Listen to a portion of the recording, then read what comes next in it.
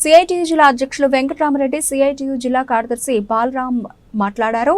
ఆశా కార్యకర్తలకు కనీస వేతనం కాంగ్రెస్ ప్రభుత్వం ఎన్నికల మేనిఫెస్టోలో పేర్కొన్నట్లు 18,000 రూపాయలు ఇవ్వాలని డిమాండ్ చేశారు.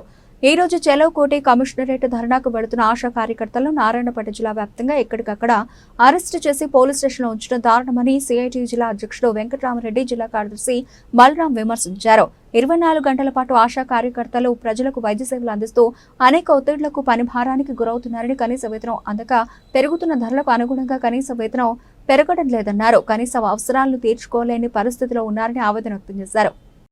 నా పేరు బాలరాం, సిఐటియు జిల్లా కార్యదర్శి నారాయణపేట జిల్లా వ్యాప్తంగా చాలా ప్రైమరీ హెల్త్ సెంటర్ పరిధిలో పనిచేస్తున్న ఆశా కార్యకర్తలను ఈరోజు హైదరాబాద్ వెళ్తుందని చెప్పి అరెస్టులు చేసి పోలీస్ స్టేషన్లో పెడతా ఉన్నారు.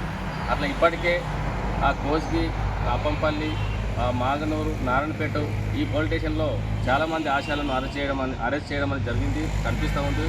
కాబట్టి ఈ నిర్బంధం ఆపాలి. ఆశా కార్యకర్తలు కోరుతున్నది వాళ్ళు న్యాయమైన డిమాండ్ ఏదైతే ఉందో అది వెంటనే పరిష్కారం చేయాల్సింది పోయి అరెస్టులకు పాల్పడడం అనేది ఇది చాలా అన్యాయం.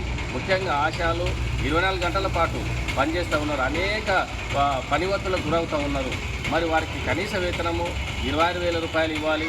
అంతలోపు కాంగ్రెస్ ప్రభుత్వము ఎన్నికల సమయంలో ఏదైతే హామీలు కనీస వేతనం 18,000 రూపాయలు ఇవ్వాలని చెప్పి, మరి ఆ 18,000 రూపాయలు మీరు ఎన్నికల మేనిఫెస్టోలు పేర్కొన్న విధంగా అమలు చేయాలని చెప్పి మేము అనేక రకాలుగా ఆందోళనలు, దరఖాస్తులు, ధర్నాలు చేసినాం.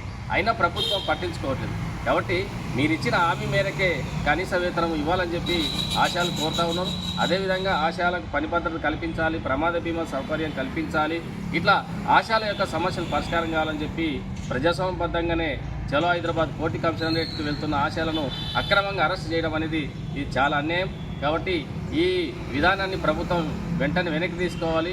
ఆశా కార్యకర్తలు అరెస్ట్ చేసిన ఎవరైతే ఉన్నారో ఆశా కార్యకర్తలు వారందరినీ కూడా బేషరతుగా వెంటనే విడుదల చేయాలని చెప్పి కోరుతా ఉన్నాం. అదేవిధంగా వారి యొక్క కనీస వేతనము 18,000 రూపాయలు ఏదైతే ప్రభుత్వం హామీని ఇచ్చిందో హామీని వెంటనే నెరవేర్చాలని చెప్పి కోరుతా ఉన్నాం.